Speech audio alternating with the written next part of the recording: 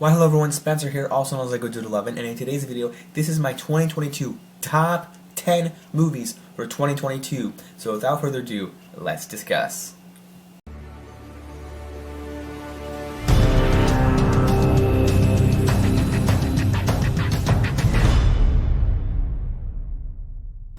Alright, so first and foremost, I got my notes here. That I took down on they're not really notes, they're just the list that I did take on my rankings. And by the way, these are my best movies of the year. Top 10 is what I think is like 10 to 1 is what I think of the best movies of this year. Your list might be a little bit different than mine. I did take I do have some honorable mention movies. Like if this list was 20 top 20 movies this year, there would be other ones to include. This year, 2023 is going to be an epic year for movies, but 2022 had some other movies as well that for me, I think watching them, like people would be like, oh, why didn't you include this or this in your top 10? It's just like, well, it might be under my top 10. It doesn't mean I didn't like the movie, but I just wanted to give that little grain of salt. That there are certain movies that I really loved on this list, and other ones that I had to exclude, like Prey, and Doctor Strange: The Multiverse of Madness almost made this list, but because I really like that movie, but that's a different story for another time. So let's kick things off. Number 10 is Turning Red, and this movie really captured elements of, film and like life that it was really unexpected, because I was not ready for this movie. And it's funny because it's really divided, and not the Rotten Tomatoes score, but just the audience. Like when people were watching this, like, oh, I don't like this. Even movie critic Sean Chandler doesn't like this, and it's not about, like, I'm not the target demographic for this movie. I'm a teen guy. This movie is directed towards like teen girls and moms and most female people. And it's not that's the whole demographic. Like, I mean, great, I really like this movie, but I feel like I got a lot out of it because of the family aspects. I love the family elements, how the mom is trying to relate with her daughter, trying to keep her in in a safe space, and trying to teach her the right ways, and then how just the daughter is trying to be with her friends. And the movie is really, I don't want to say really emotional, but really heartwarming. And that's what all Pixar films are trying to be at the end of the day. But I look back at Lightyear, and I think that it just did not work. Several things for that movie didn't work. But Turning Red, I really, really appreciated. And it's frustrating because I loved seeing it, not seeing it on Disney Plus. It was nice to watch it at home, but I think it would have been an even better experience having it in theaters. Some people got to see it in theaters, which those maniacs, but no. But it's like, at the end of the day, I wish it got more recognition. I do love all the characters. I already made a review on it. Be sure to check it out. But I love all the elements in this film. The friendship, the animation is gorgeous, by the way. The new techniques that they were able to use in this film was great. I'm surprised it's not one of the contenders for Best Animated Film, but there's other animated films this year, and I mean, I understand why that there are other options to be picked for Best Animated Film. But yes, Turning Red is number 10 in this list. So let's move on. Number 9 is Knives Out, or Glass Onion: A Knives Out Mystery, and this one was a great ride. I do appreciate the first Knives Out. When I saw the first Knives Out back in before COVID days, back in the good old days, when 2019, I think it was around Thanksgiving time, and I don't know what makes it this. It's a great Thanksgiving movie because it came out during Thanksgiving time. I have no idea what makes it that. Maybe I need to do more research in that. But this one is not a direct continuation. This one is just a new set of characters, a new star-studded cast, and what Ryan Johnson does great. I love his directing. I don't loathe the guy, but I don't love him. But he should not do Star Wars, okay? This guy does not need to do Star Wars, but these are his movies. I love his whodunit films. This one is, in particular, there's no exception. With the mystery, like, you're watching it and you're kind of just being introduced to these characters, like these rich people, these like not philanthropists, but like just these generic rich people, and then you kind of pick up like in the first 30 minutes what the actual mystery is, and it's like, oh, okay, I'm invested, and now you're kind of interested. So I feel like once you actually understand what the mystery is, like they're unlocking the boxes, you kind of see all that in the trailer anyway, and it's like, okay, who cares? And then once the mystery picks up, I'm invested, and I love this film because I like these like whodunit type murder mysteries, like the first one did. Daniel Craig is back as the detective. All of it really works for me, and some of it, I don't know anyone that's critiquing this film. I actually did I review this movie on Rotten Tomatoes? No, I didn't review this movie yet. I did the Fable ones, but I did. I mean, I just feel like this film with the cast and how their chemistry all works, it really works for me. And at the end, some people were like, maybe some people don't like the fast-paced reveals at the end, but in my eyes, it works for me. I'm a fan of this because more or less I like the aspect, like when they reveal everything, it turns it around like, oh, this happened, and it's like, oh, that's what happened. So there's certain elements, and it's like, oh wait, what's actually happening? And there's certain camera, like the cinematography, like when they're shifting between all the people, is so well done, and it just works for me on all the levels. And now I have not done a review for this movie. I just am talking about this movie for the first time right now because I saw it yesterday, day prior to this recording. So because my family and I were watching Christmas movies, and then this came out. So anyway, Knives Out, Glass Onion, and Knives Out Mystery comes in at number 9. If you guys have checked it out, be sure to check it out. It's over on Netflix. So that's awesome.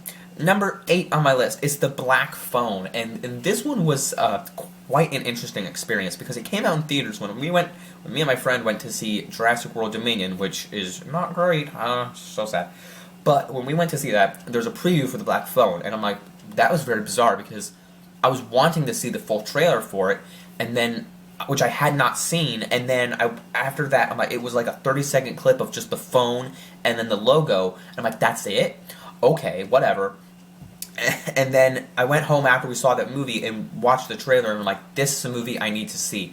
So I hadn't seen it in theaters because, it was during kind of like the early summer, and there were other movies I went and saw. We were going on trips and all this kind of stuff. And then The Black Phone went on streaming, and I was able to watch it at home. So I did that. And this movie is really, really amazing. I went and saw Halloween Ends in theaters, and this is better than that movie, which was an ending of a legacy, which is so disappointing. But there's no really comparison there. But this is kind of a horror film, a slasher-type thriller. He's not really a slasher, but he does murder people. Ethan Hawke is the grabber, and he kidnaps these multiple children, which you see it, but you don't see how the children die.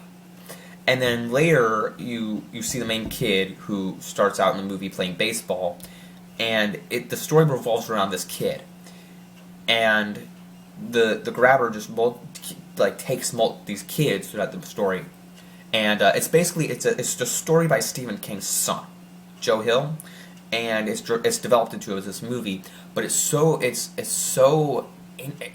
is so intriguing, and I kind of just interrupted myself there, and this kid gets captured, the main kid gets captured, and there's this black phone in this dungeon area, and he hears all the dead kids' voices, and they're trying to tell him how to escape throughout the window, and it's a really interesting premise.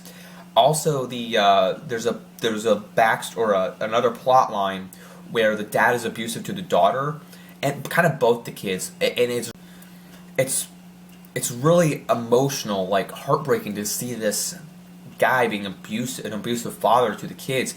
And the one girl, I know her from another Disney series, like another, not murder series, but like a ghost series on Disney Plus. So that was kind of interesting to see her. But the main kid, the brother and sister, have real good chemistry together. And just seeing the dad being abusive, it's not cool. It's not cool having that type of lifestyle. And it really hit me. I don't have abusive parents, but it hit me in the sense like, man, this should not happen. Like, man, this is not good. Like, So yeah, that one comes in at number 8 for me. This is definitely a rewatchable horror movie. I've not seen The Menu yet, but once I see that one, I cannot wait to see that one. And maybe I'll see parallels and like horror, like kind of eek side stuff. I don't know. I like that one, so that comes in. Black Phone comes in at number 8 for me. Number 7 is The Northman. And this is one that people were like, oh yeah, The Northman, like John Campea. When I watched John Campea, he was looking forward to The Northman. And I'm like, okay, it's a Viking movie. Why should I really be excited?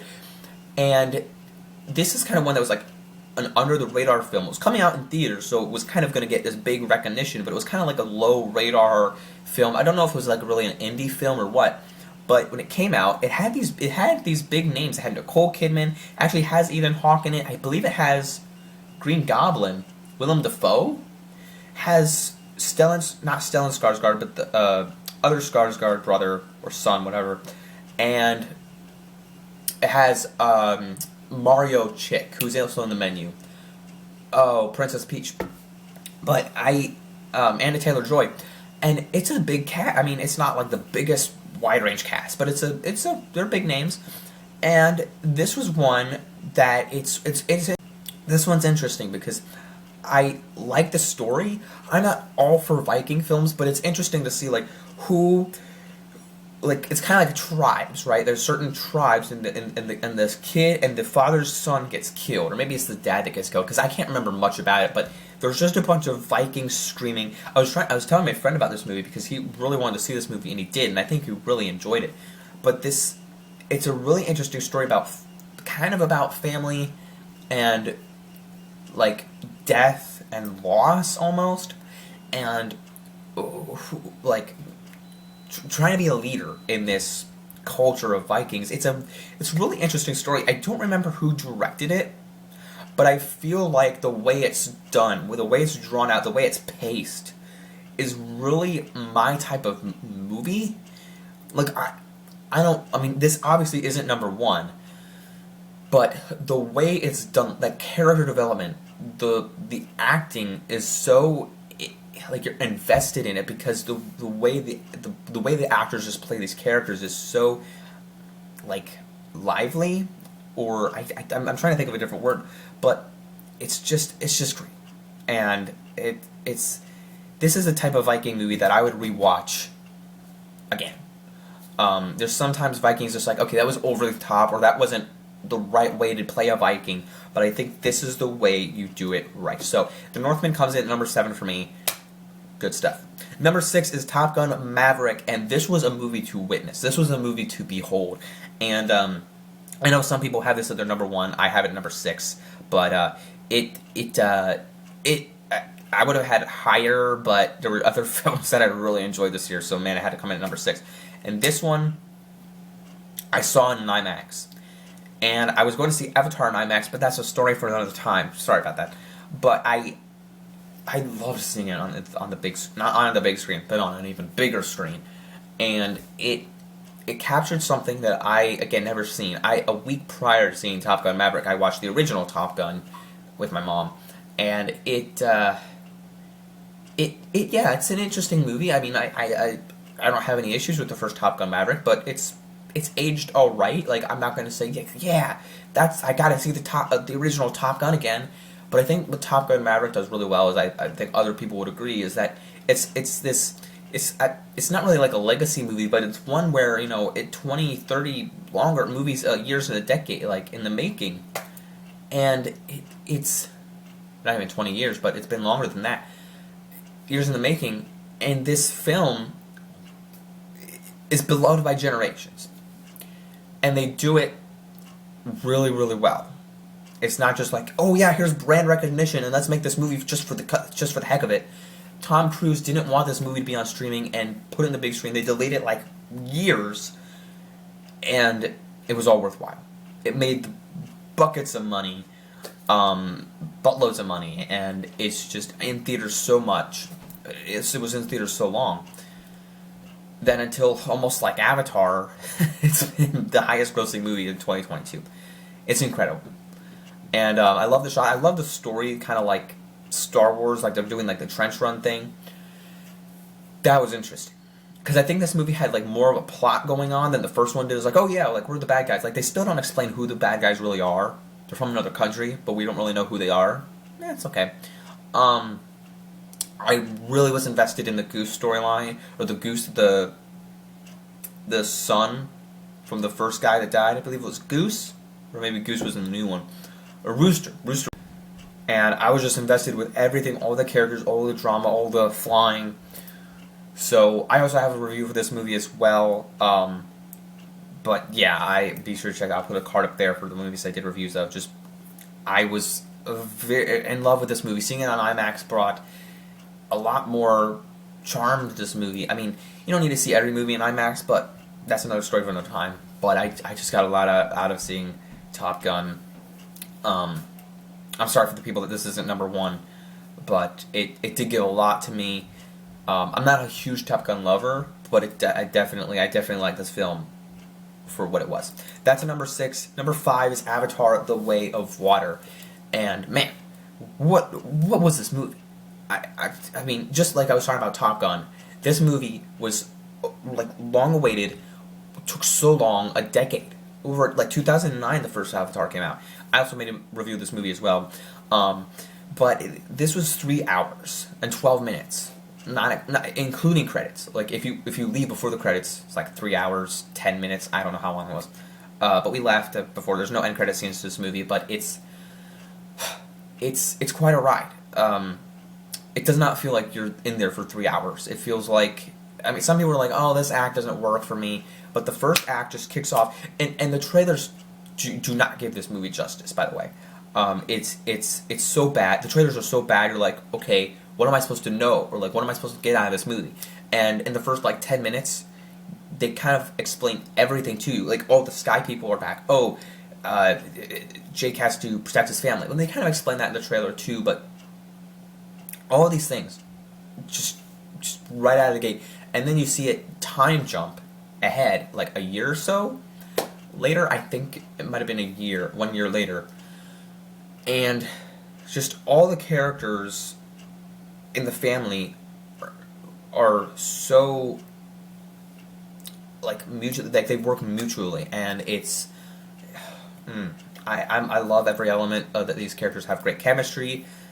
Zoe Saldana, Sam Worthington playing these characters are great, and the tribes too, because I mentioned in the Northman how there are different tribes, and also in Prey there's a couple there's tribes as well. I didn't put Prey on my list, but how there's different movies this year, like kind of with tribes, and also Wakanda with Forever, which is next. But it's just seeing the Water Tribe and this and that, and kind of work together to take down the Sky People in the end. Everything worked about this movie. Whereas I was not invested with the first movie, but this movie I was. And this movie really makes me want to see the other Avatar films coming in the future. So that's something I was not expecting to say. Not because I wanted this movie to be bad, but just because I wasn't expecting that. So with all that said, Avatar comes in at number 5. Avatar: The Way of Water comes in at number 5. Number 4 is Black Panther: Wakanda Forever. And you guys might think I'm crazy now for putting this one above Avatar. But yeah, I actually had a more enjoyable time. I shouldn't say a more enjoyable time. I like Marvel more, so this kind of came up a little bit higher. But Avatar is still like slightly underneath. I mean, it's obviously under Black Panther: Wakanda Forever, but you know, I just like Black Panther more, and I feel like this film, Wakanda Forever, did stuff in it that I wasn't expecting it to. Even though Shuri did get the mantle of Black Panther, which many people were expecting, theorizing, I think that they did it better than what could have been just like, oh, I have the Black Panther now, okay, yay. It did it with like, it had this story, it had this arc that was really compelling, and I'm like, okay, I see her having the suit. Makes sense. Especially when she goes into the ancestral plane. She's talking to Killmonger, and she has to deal with these struggles. Like, okay, do I take down Threat? Do I take down Namor, or do I be actually good? Like the struggle, the balance, like Amy's choice, the choice. Like, which do I choose, chicken or the egg? So that's one thing. I really love the villain Namor. I cannot wait to watch this movie again on Disney Plus. Has not launched there, but I'm excited to see it again. I feel like this film is the best Marvel movie of 2022. Again, like I said, but at the beginning of this video, I think I really liked Doctor Strange: The Multiverse of Madness more than most people did. My friends don't really like it, but this Wakanda Forever is the only certified fresh Phase 4 movie. No, that's not right. Fresh movie of 2022, because I think Shang-Chi was certified fresh too, and No Way Home was certified fresh as well. But this, it just blew it out of the water. No pun intended, because there was ocean stuff, and I don't know. Avatar and both films had really great water scenes as well. Even though we're getting Aquaman and The Little Mermaid in 2023, lots of water stuff. So I don't just all the elements both. We also have Ironheart, by the way, but I also made the review of this movie, so if you want to hear more about this movie, be sure to click the card up there. But I definitely had a great time with the movies with this, and I can't wait to the soundtrack as well. Ludwig Göransson, just all these elements meshed great together. For me, the costume designs as well, everything. There were so many things. I think the costumes, just this elements worked more for me than Avatar did. This one comes in at number 4. Number 3 is The Batman, and this was another one, man, that just blew me away. Because I wasn't sure. I mean, the trailers had a lot of good, juicy stuff in it that made you. It was like food. It was like, man, when can I have that meal? It's like, when can I get that? It's like March.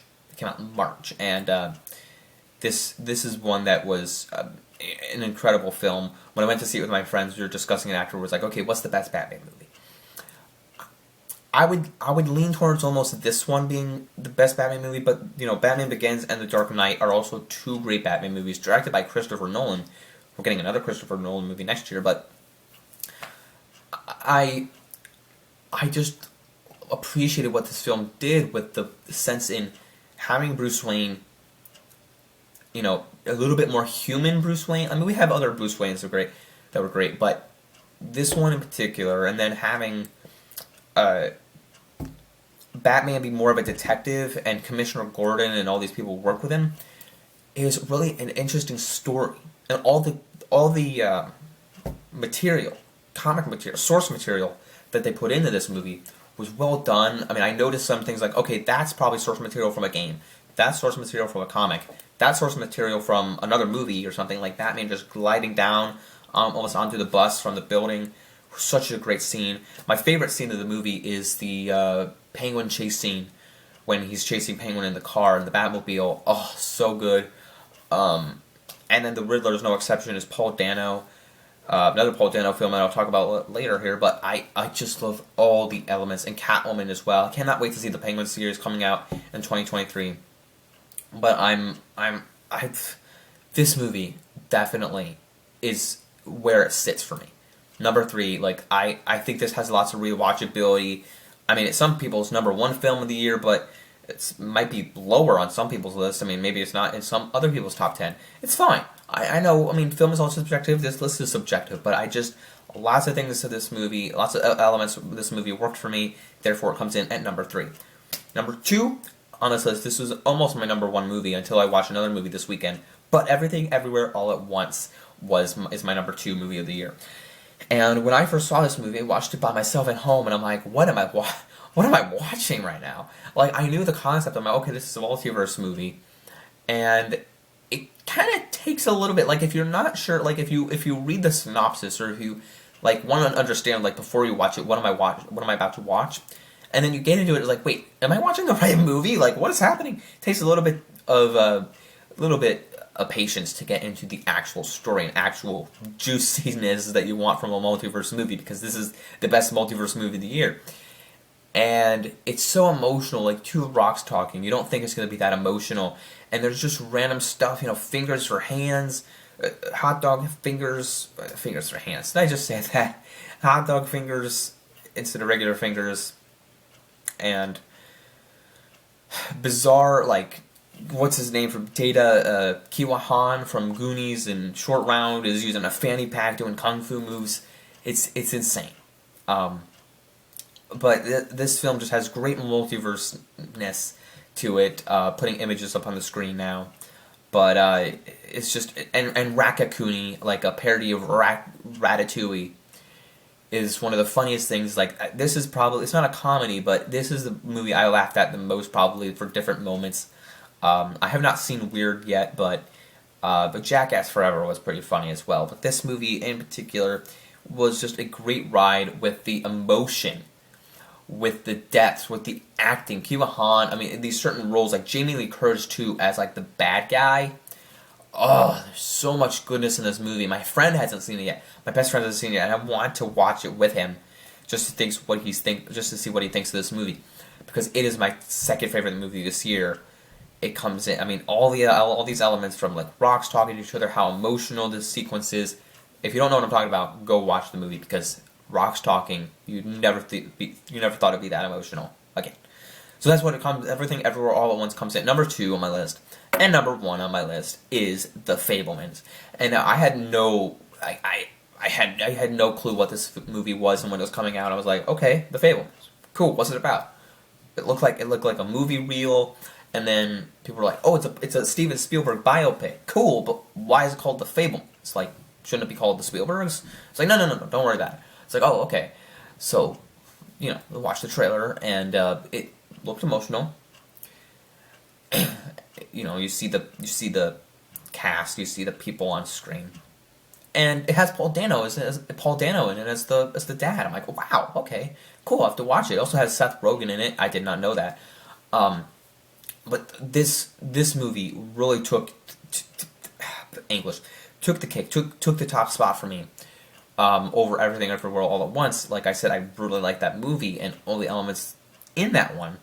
But this one showed how struggles between, it takes place during the World War II period, and how Steven Spielberg's life, that this is like I said, pretty much a biopic, but it's himself, and they renamed the whole family. And the struggles between the family of him growing up in this era as a Jewish kid, with that element, as well as the family and him being inspired to make movies when he grows up at a young age. And the way it plays out, I'm like, okay, it's just gonna be cheesy, but it does it in a way that's emotional. Like the first film he sees is about trains crashing. And then he makes he makes movies for his mom. He watches it with his mom, and I'm like, I mean, this movie. If some people are saying, "Oh, I was bored throughout the second act," well, yeah, you might be bored because this isn't your thing. But if you're like a content creator, if you're someone who has a big passion for anything, this is a movie for you, because it really deals with a impact of what is a hobby. And your passion, and making your hobby your real life job. And like the dad was an engineer, and then the son really liked movies, so he was making the movies all the time. So I really got a lot out of this movie, because I just I love making videos, I love editing, and this is something I want to take to heart. I really got a lot out of this movie, and I think more people need to watch this one if you're into movies. If you're gonna sit down and watch this movie and you go, okay, I'm bored, I don't care about this. Also coming from one of the best filmmakers, Steven Spielberg, and he met how he got to meet these great filmmakers. One of the filmmakers in the movie, and at the end he was like talking about the layers, like concentration of the movie, like the art and everything. Like movies are art, and but yeah, Steven Spielberg, who did West Side Story last year, it was great. And this one is best movie of the year. I love all the elements. I mean, people would be like, they're bored because this isn't their thing. But people who love movies or art in general definitely need to see this movie, because I think people will get a lot out of it. I was emotional throughout this movie. I felt all the emotions, all the heartstrings were pulled. This one comes in at number 1 for me. The Fabelmans comes in at number 1 for 2022. So thank you guys so much for watching this video. If you did agree with my list, don't forget to hit that like button. Or if you like this video, don't forget to hit that like button. Let me know what you thought of my list down in the comment section below. Let me know your list for the top 10 movies, best movies of 2022. Leave it in the comment section below. I did make a video of my most anticipated for 2023. Be sure to watch that if you've not yet. I cannot wait for the movies of 2023 and to make my top 10 for 2023 when this year is over. But yeah, we are just getting started, so thank you so much for watching this video, and let's get ready for 2023. So many good movies coming out. Don't forget to leave a like, subscribe, and follow me over at Boba Fett Jedi Master. Links down below. Don't forget to like, subscribe, and follow me. Don't forget to keep calm and play like go. Peace out. Bye, everyone.